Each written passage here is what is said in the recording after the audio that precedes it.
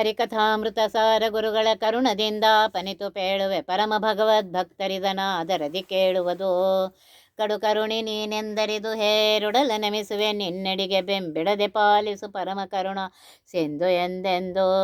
ನಡುವೆ ಬರುತ್ತಿಪ್ಪ ವಿಘ್ನವ ತಡೆದು ಭಗವನ್ ನಾಮ ಕೀರ್ತನೆ ನುಡಿದು ನುಡಿಸೆನ್ನಿಂದ ಪ್ರತಿ ದಿವಸದಲ್ಲಿ ಮರೆಯದಲೇ.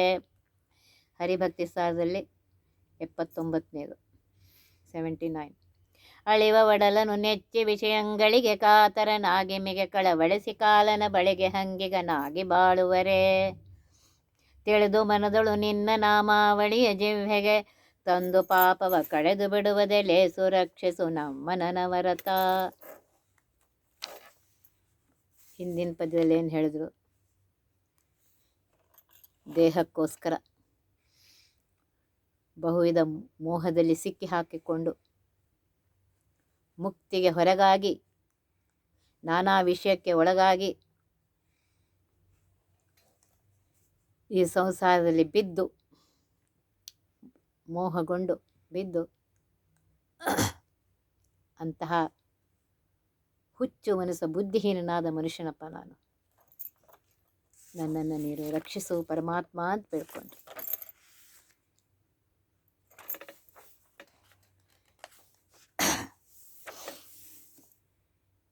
ಇಲ್ಲಿ ಕೇಳ್ತಾ ಇದ್ದಾರೆ,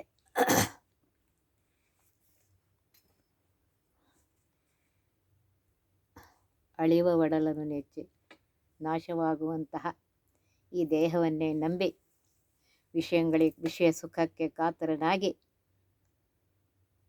ಮೀಗೆ ಮತ್ತೆ ಮತ್ತೆ ಕಳವಳಕ್ಕೆ ತುತ್ತಾಗಿ ಕೊನೆಗೆ ಮೃತ್ಯುಪಾಶಕ್ಕೆ ತುತ್ತಾಗಿ ಬಾಳುವುದು ಬದುಕೇನಪ್ಪ ಅದು. ಮನಸ್ಸಿನಲ್ಲಿ ಚೆನ್ನಾಗಿ ಅರ್ಥ ಮಾಡಿಕೊಂಡು ನಿನ್ನ ನಾಮಾವಳಿಯನ್ನು ಜಿಹ್ವೆಗೆ ತಂದುಕೊಂಡು ಆ ಮೂಲಕವಾಗಿ ಪಾಪಗಳನ್ನು ಕಳೆದುಕೊಳ್ಳುವುದೇ ಲೇಸಾದ ಜೀವನಪ್ಪ, ಸರಿಯಾದ ಜೀವನ. ಅಂತಹ ಪರಮಾತ್ಮ ನೀನು ಸದಾ ನಮ್ಮನ್ನು ರಕ್ಷಿಸು ಅಂತ ಹೇಳಿ ಬೇಡ್ಕೊತಾ ಇದ್ದಾರೆ. ಜನರು ಎಲ್ಲರೂ ತಮ್ಮ ಹೊಟ್ಟೆಗೋಸ್ಕರ ಅಂತ ಹೇಳಿ ಮಾಡಬಾರದು ಕರ್ಮಗಳು ಮಾಡ್ತಾರೆ. ಹೊಟ್ಟೆ ತುಂಬಿದುಕೊಳ್ಳುವುದಷ್ಟೇ ದೊಡ್ಡ ಗುರಿ, ಜೀವನದ ದೊಡ್ಡ ಗುರಿ ಅಂತ ಭಾವಿಸಿ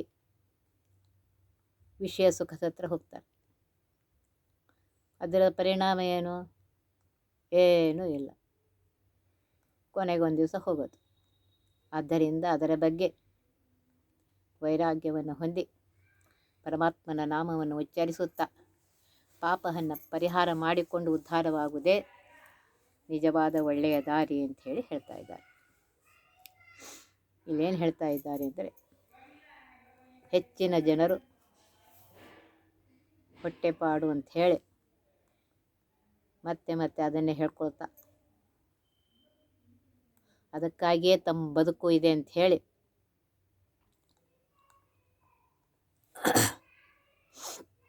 ಹೊಟ್ಟೆ ಹೆಸರಿನಲ್ಲಿ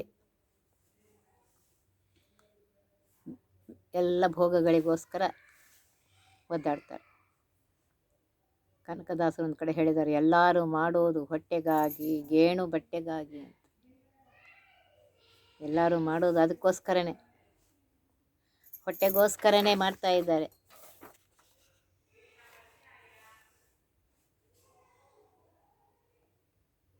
ಅದರಲ್ಲಿ ಹೇಳ್ತಾರೆ, ಆಗಿ ನೆಲೆಯಾದ ಕೇಶವನ ಅನುನಿತ್ಯ ನೆನೆಯುವುದು ಭಕ್ತಿಗಾಗಿ ಪರಮ ಮುಕ್ತಿಗಾಗಿ. ಆ ಪರಮಾತ್ಮನನ್ನು ನೆನೆಸುವುದೇ, ಯಾವಾಗಲೂ ನೆನೆಸುವುದು ಭಕ್ತಿಯಿಂದ. ಅದರಿಂದಲೇ ಪರಮಾತ್ಮನ ಅನುಗ್ರಹ ಆಗುತ್ತೆ. ಹಾಗಂತೇಳಿ ಹೊಟ್ಟೆ ಊಟ ಮಾಡಬಾರ್ದು ಅಂತ ಹೇಳ್ತಾ ಇಲ್ಲ, ಅದಕ್ಕಾಗಿ ಪ್ರಯತ್ನ ಮಾಡಬೇಡ ಅಂತಲೂ ಹೇಳ್ತಾ ಇಲ್ಲ. ಮಾಡು, ಹೊಟ್ಟೆ ತುಂಬಿಸ್ಕೋಸ್ಕರ ಎಷ್ಟು ಕೆಲಸ ಮಾಡಬೇಕು ಅಷ್ಟು ಕೆಲಸ ಮಾಡು. ಆದರೆ ಅದೇ ಜೀವನದ ಮುಖ್ಯ ಗುರಿಯಲ್ಲ.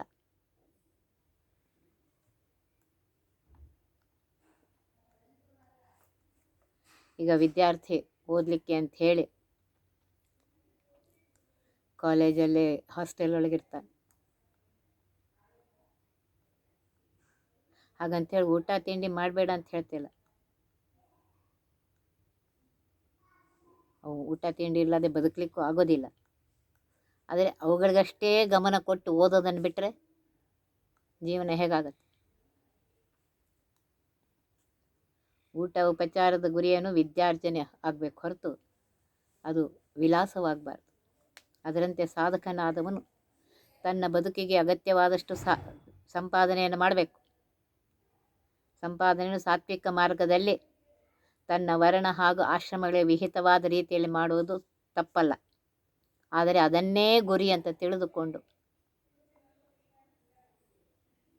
ಸಲ್ಲದ ರೀತಿಯಲ್ಲಿ ಸಂಪಾದನೆ ಕೈ ಹಾಕಿದಾಗ ಆ ಕಾಲಕ್ಕೆ ಅದು ಹಿತವನ್ನು ತೋರಿಸ್ಬೋದು, ಆದರೆ ಮುಂದೆ ಅದು ಅಪಾಯಕಾರಿಯಾಗತ್ತೆ.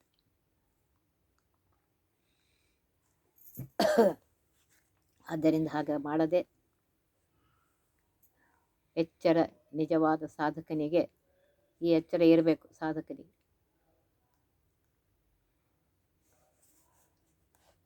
ಈ ಸಂಸಾರ, ಇದರಲ್ಲಿ ಒದಗುವ ಕೇಡು ಮೊದಲಾದವುಗಳಿಗೆಲ್ಲ ಹಿಂದಿನ ಜನ್ಮದ ಪಾಪದ ಫಲ ಎಂಬ ಆ ಜ್ಞಾನವನ್ನು ಹೊಂದಿ ಅದಕ್ಕೆ ಪರಿಹಾರಕ್ಕೆ ಪ್ರಯತ್ನ ಮಾಡಬೇಕು. ಪಾಪ ಪರಿಹಾರಕ್ಕೆ ಪರಮಾತ್ಮನ ನಾಮಾವಳಿಯ ಕೀರ್ತನೆ ಒಂದೇ ಮುಖ್ಯವಾದ ಮಾರ್ಗ. ಅಂತಹ ಕೀರ್ತನೆಯೂ ಸಹ ತನ್ನಗೆ ವಿಹಿತವಾಗಿರುವಂತಹ ವರ್ಣಾಶ್ರಮ ಧರ್ಮಗಳನ್ನು ಸರಿಯಾಗಿ ಮಾಡಿಕೊಂಡು ಮಾಡಬೇಕೇ ಹೊರತು ಸುಮ್ಮನೆ ಏನು ಮಾಡಂಗಿಲ್ಲ, ಬರೀ ನಾಮ ಹೇಳ್ಕೊಡ್ತೀನೂ ಆಗೋದಿಲ್ಲ. ಎಲ್ಲ ಮಾಡಿ ವರ್ಣಾಶ್ರಮ ಧರ್ಮವನ್ನು ಸರಿಯಾಗಿ ಮಾಡುತ್ತಾ ಆಗಲೂ ಪರಮಾತ್ಮನ ನಾಮವನ್ನು ನೆನೆಸುತ್ತಾ ಮಾಡಿದರೆ ಆಗೇನಾಗುತ್ತೆ ಅಂತಂದರೆ ಆ ನಾಮಾವಳಿಯ ಪ್ರಭಾವದಿಂದ ಪಾಪಗಳೆಲ್ಲ ಹೋಗುತ್ತೆ. ಆಗ ಅವನು ಸಂಸಾರ ಬಂಧನದಿಂದ ಹೊರಗೆ ಬರ್ತಾನೆ. ಮತ್ತೆಂದಿಗೂ ಈ ಸಂಸಾರಕ್ಕೆ ಬರೋ ಪ್ರಸಂಗ ಬರೋದಿಲ್ಲ. ಅದಕ್ಕೆ ಅಪರೋಕ್ಷ ಜ್ಞಾನ ಸ್ಥಿತಿ ಅಂತ ಕರೀತಾರೆ. ಇಂತಹ ಜ್ಞಾನ ಸಾಧನೆಯಲ್ಲೇ ಮಾನವನ ಜೀವನದ ಯಶಸ್ಸು ಇದೆ ಅಂತ ಹೇಳ್ತಾರೆ. ಇಂತಹ ಎಚ್ಚರವನ್ನು ಹೊಂದಿ ಜೀವನ ಸಾಗಿಸುವ ಜೀವನ ಮುಕ್ತಿಗೆ ಸಾರ್ಥಕವಾಗುತ್ತೆ.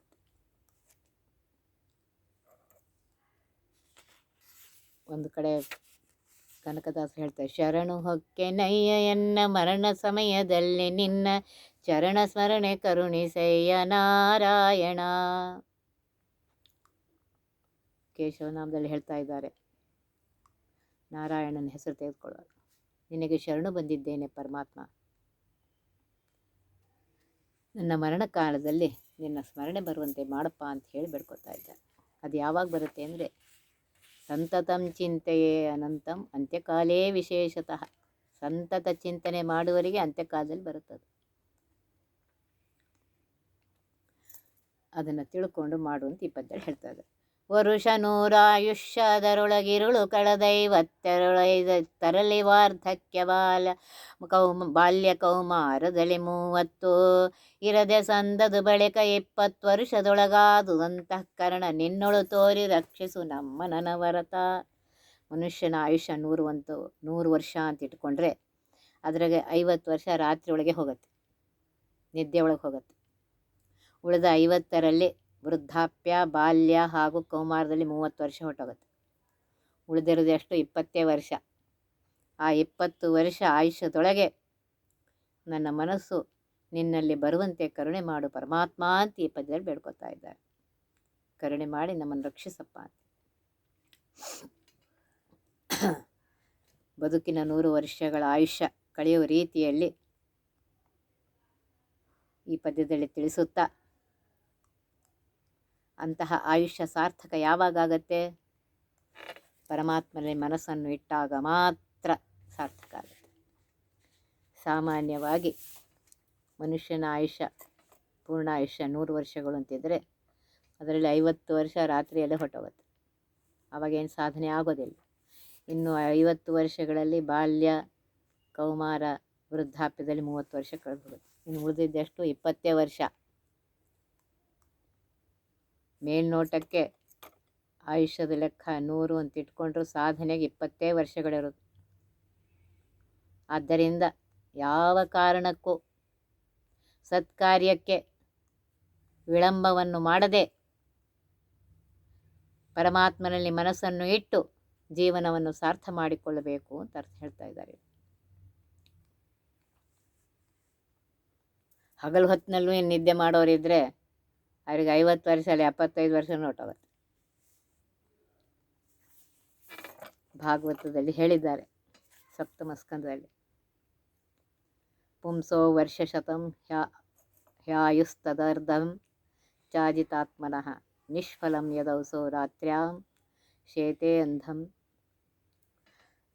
ಪ್ರಾಪಿತಸ್ತಮಃ ಮುಗ್ಧಸ್ಯ ಕೌಮಾರೈಃ ಕ್ರೀಡಿತೋ ಯಾತಿ ವಿಶಂತಿ ಜರಯಾಗ್ರಸ್ತದೇಹಸ್ಯ ಯಾತ್ಯಕಲ್ಪಸ್ಯ ವಿಶಂತಿ. ಅರ್ಧ ಆಯುಷ್ಯ ನಿದ್ದೆಯಲ್ಲಿ ಹೋಗುತ್ತೆ, ಇನ್ನು ಉಳಿದ ಆಯುಷ್ಯ ಬಾಲ್ಯ ಕೌಮಾರ ಇದರಲ್ಲಿ ಹೊರಟೋಗುತ್ತೆ. ಮುಪ್ಪಿನಲ್ಲಿ ಆಗೋದಿಲ್ಲ. ಇನ್ನೇನು ಮುಳಿದೋದು ಅಷ್ಟರಲ್ಲಿ ಮಾಡ್ಕೋಬೇಕು. ಆದ್ದರಿಂದ ಈ ರೀತಿಯಾಗಿ ತಿಳಿದುಕೊಂಡು ಸರಿಯಾಗಿ ಮಾಡಬೇಕು ಅಂತ ಹೇಳ್ತಾರೆ. ಹೀಗೆ ಸಾಧನೆಗೆ ಲಭಿಸುವಂತಹ ಕಾಲ ಅತ್ಯಂತ ಕಡಿಮೆ ಆದ್ದರಿಂದ ಯಾವುದೇ ಕಾರಣಕ್ಕೂ ಜ್ಞಾನಾದಿಗಳನ್ನು ಸಂಪಾದಿಸುವಂತಹ ಸಾಧನ ಮಾರ್ಗವನ್ನು ವಿಳಂಬ ಮಾಡದೆ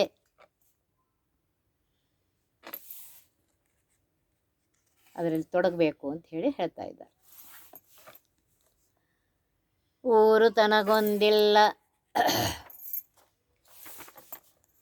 ಹೊತ್ತ ಶರೀರಗಳು ಮೆತ್ತಿಲ್ಲ, ತಾ ಸಂಚಾರಿಸದ ನೆಲವೆಲ್ಲ ನುಡಿಯದ ಭಾಷೆ ಮತ್ತಿಲ್ಲ. ಬೇರೆ ಹೊಸತೊಂದಿಲ್ಲ ಉಣ್ಣದ ಸಾರ ವಸ್ತುಗಳೆಲ್ಲ ತನು ಸಂಚಾರವೀ ಬಗೆಯಾಯ್ತು ರಕ್ಷಿಸು ನಮ್ಮ ನನವರತ. ಈ ಜೀವ ಅನಾದಿ ಕಾಲದಿಂದ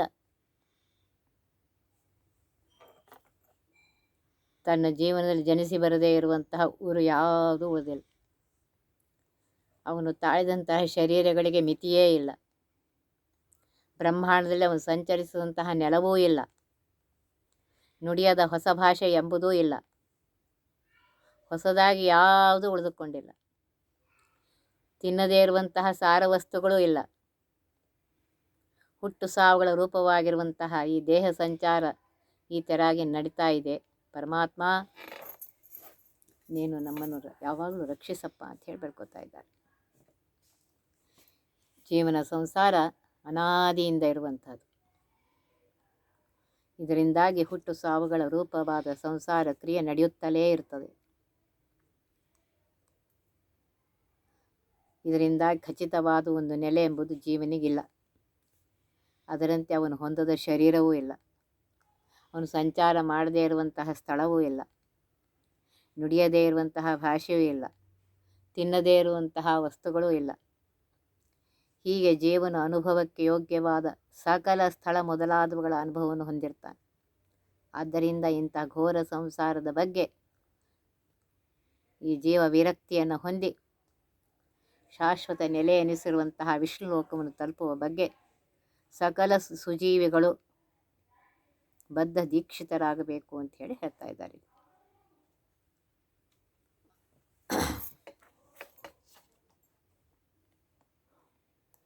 ಉಣ್ಣದ ಸಾರು ವಸ್ತುಗಳೆಲ್ಲ ಅಂತ ಹೇಳಿ ಒಂದು ಕಡೆ ಹೇಳ್ತಾರೆ, ಪಿಪ್ಪಲಂ ಸ್ವಾದು ಅತ್ತಿ, ಜಗತ್ತೆಂಬ ಪಿಪ್ಪಲ ವೃಕ್ಷದ ಹಣ್ಣನ್ನೋದು ಅಸಾರವೇ ಆಗಿದ್ದರೂ ಸಾರ ಅಂತ ಹೇಳಿ ಜೀವ ಭ್ರಮಿಸಿ ತಿನ್ನತ್ತೆ. ಒಂದು ಕಡೆ ಕನಕದಾಸರು ಒಂದು ಕೀರ್ತನೆ ಹೇಳ್ತಾರೆ, ನೊಂದೆ ನಾ ಹರಿ ಎನ್ನದೆ, ನೊಂದೆ ನಾ ಸತ್ತು ಹುಟ್ಟುವ ಕೋಟಲೆಗಳಿಂದ, ನೊಂದೆ ನಾ ಪಂಚೇಂದ್ರಿಯಗಳ ಬಾಧೆಗಳಿಂದ, ನೊಂದೆ ನಾ ವೈರಿ ಷಡ್ವರ್ಗದಾಯತದಿಂದ, ನೊಂದೆ ನಾ ಹರಿ ಎನ್ನದೆ.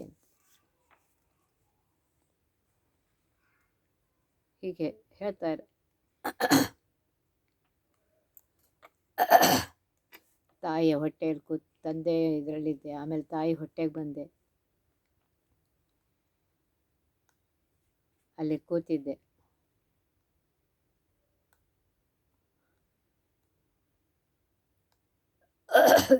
ಈ ರೀತಿಯಾಗಿ ನಾನು ಜನ್ಮವನ್ನು ಕಳೆದಿದ್ದೇನೆ ಪರಮಾತ್ಮ.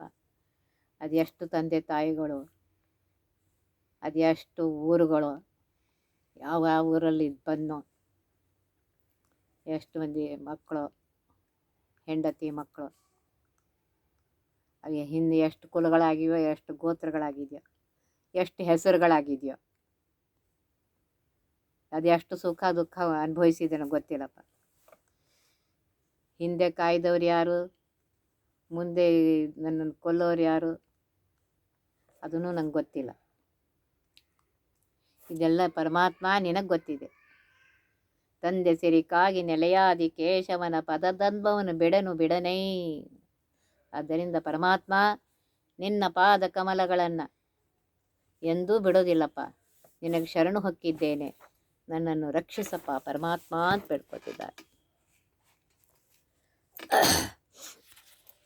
ಇನ್ನೊಂದು ಪದ್ಯದಲ್ಲಿ ಹೇಳ್ತಾರೆ ದಾಸರು, ದಾಸನಾಗೋ ಭವಪಾಶನೀಗೋ ವಿಶೇಷನಾಗೋ. ಏಸುಕಾಯಂಗಳ ಕಳೆದು 84 ಲಕ್ಷ ಜೀವ ರಾಶಿಯನ್ನು ದಾಟಿ ಬಂದ ಈ ಶರೀರ ತಾನಲ್ಲ, ಅದು ತನ್ನದಲ್ಲ, ಆಶೆ ತರವಲ್ಲ, ಸ್ಥಿರವಲ್ಲ, ಮುಂದೆ ಬಾಹುದಲ್ಲ. ಆಶಾ ಕ್ಲೇಶ ದೋಷವೆಂಬ ಅಬ್ಧಿಯೊಳು ಮುಳುಗಿ ಯಮನ ಪಾಶಕ್ಕೊಳಗಾಗದೆ ನಿರ್ದೋಷಿಯಾಗೋ ಸಂತೋಷಿಯಾಗೋ ಅಂತ ಹೇಳ್ತಾರೆ. ನೋಡ್ರಿ, ಒಂದೊಂದು ಪದ್ಯದಲ್ಲಿ ಎಷ್ಟು ಹೇಳ್ತಾ ಇದೆ. ಪರಮಾತ್ಮನ ದಾಸನಾಗೋ, ಆಗಲೇ ನೀನು ಈ ಸಂಸಾರದ ಬಂಧನದಿಂದ ಹೊರಗೆ ಬರ್ತಿ. ಎಲ್ಲ ಆಸಕ್ತಿಯನ್ನು ಬಿಟ್ಟು ವಿಶೇಷವಾಗಿ ಪರಮಾತ್ಮನಲ್ಲಿ ಆಸಕ್ತಿಯನ್ನಿಡು. ಈಗಾಗಲೇ 84 ಲಕ್ಷ ಯೋನಿಯನ್ನು ದಾಟಿ ಬಂದಿದ್ದೆ. ಆ ಶರೀರ ಮತ್ತೆ ಬಂದಿದ್ದೇನು, ಅದು ಎಲ್ಲ ಹೋಯ್ತು, ಅದು ಮುಂದೆ ಬರೋದಿಲ್ಲ. ಅದರಿಂದ ನೀ ಏನು ಆಶೆ ಮಾಡ್ತಾ ಇದೆಯೋ ಅದು ಸ್ಥಿರ ಅಲ್ಲ, ಅದು ಮುಂದೆ ಸಿಗ್ತದೋ ಇಲ್ಲ ಗೊತ್ತಿಲ್ಲ. ಈ ಆಶಾ ದುಃಖ ದೋಷ ಅಂತ ಸಮುದ್ರದಲ್ಲಿ ಮುಳುಗಿ ದುಃಖ ಅನುಭವಿಸ್ತಿದ್ದಿ. ಅದರಿಂದ ದೂರ ಆಗು, ಯಮನ ಪಾಶಕ್ಕೆ ಸಿಕ್ಕಾಕೋಬೇಡ. ಅದು ಯಾವಾಗ ಪರಮಾತ್ಮನ ದಾಸನಾಗಿ ಆ ಪರಮಾತ್ಮನು ಹೇಳಿದಂತೆ ನಿನ್ನ ಧರ್ಮವನ್ನು ಮಾಡ್ತಾ ಇದ್ದಾಗ.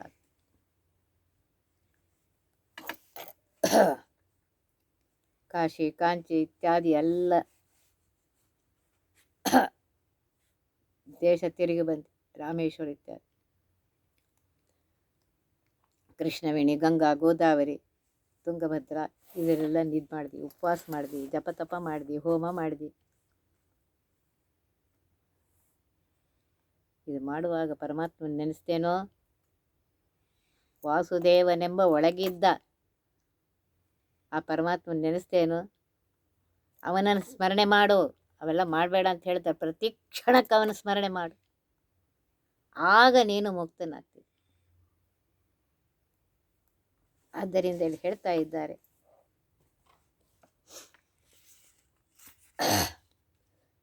ಯಾವಾಗಲೂ ಒಳ್ಳೆಯ ಮನಸ್ಸಿನಿಂದ ಸುಮನದಿಂದ ನಾರಾಯಣ ಅಚ್ಯುತ ಅನಂತಾದಿ ಕೇಶವನ ಸಾರಾಮೃತವನ್ನುಂಡು ಸಿಕ್ಕಿಸೋ ಏ ಲಂಡ ಜೀವವೇ ಎಲ್ಲೋ ಭಂಡ ಜೀವವೇ ಅಂತ ಹೇಳ್ತಾರೆ. ಆ ಪರಮಾತ್ಮನನ್ನು, ಸರ್ವೋತ್ತಮನಾಗಿರುವಂತಹ, ಸರ್ವೋತ್ಕೃಷ್ಟನಾಗಿರುವಂತಹ, ಸರ್ವಸ್ವಾಮಿಯಾಗಿರುವಂತಹ ಪರಮಾತ್ಮನನ್ನು ಭಕ್ತಿಯಿಂದ ನೆನೆಸು. ನಾರಾಯಣ ಅಚ್ಯುತ ಅನಂತ ಕೇಶವ ಅಂತ ಹೇಳಿ ಆ ನಾಮದ ಅಮೃತವನ್ನು ಉಣ್ಣು ಅಂತ ಹೇಳ್ತಾ ಇದ್ದಾರೆ. ಆಗಲೇ ನೀನು ಅವನ ಅನುಗ್ರಹಕ್ಕೆ ಪಾತ್ರನಾಗ್ತಿ, ಈ ಸಂಸಾರದಿಂದ ದೂರನಾಗ್ತಿ ಅಂತ ಹೇಳ್ತಾರೆ.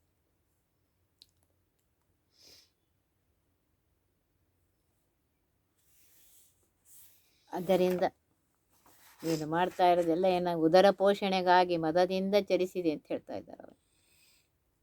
ಮದಗರ್ವದಿಂದ ಬದಿಯಲ್ಲಿಟ್ಟುಕೊಂಡು ಹಿರಿಯರ ನಿಂದಿಸಿ ಹರಿದಾಸ ನೆನೆಸಿದೆ.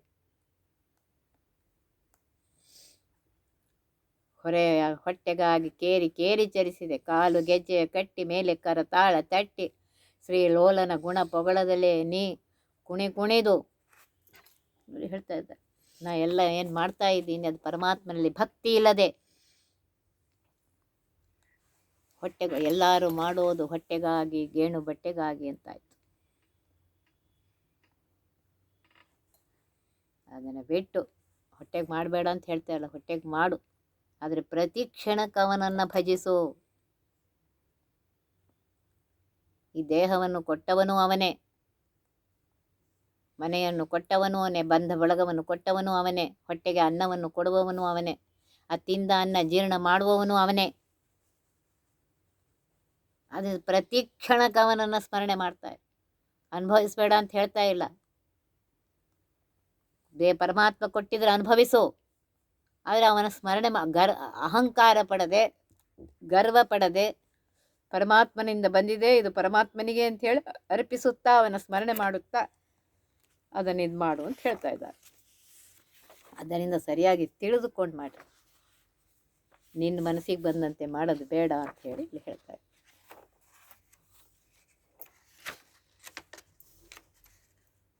ಈ ರೀತಿಯಾಗಿ ಸರಿಯಾಗಿ ತಿಳ್ಕೊಂಡು ಮಾಡಿ ಆಗ ಪರಮಾತ್ಮ ನಿನಗೆ ಅನುಗ್ರಹ ಮಾಡ್ತಾನೆ ಅಂಥೇಳಿ ಹೇಳ್ತಾರೆ. ಒತ್ತಿವಹ ವಿಘ್ನಗಳ ಕಳೆದಪ ಮೃತ್ಯುವಿಗೆ ಮರೆ ಮಾಡಿ ಕಾಲನ ದೂತರಿಗೆ ಭೀಕರವ ಪುಟ್ಟಿಸಿ ಸಕಲ ಸಿದ್ಧಿಗಳ ಒತ್ತಿಗೊಳ್ಳೆ ಶಿವನರು ಹೇಕ್ಷಣ ನೃತ್ಯ ಮಾಡುವರವರ ಮನೆಯೊಳು ನಿತ್ಯ ಮಂಗಳ ಹರಿಕಥಾಮೃತ ಸಾರಪಡಿಸುವರ.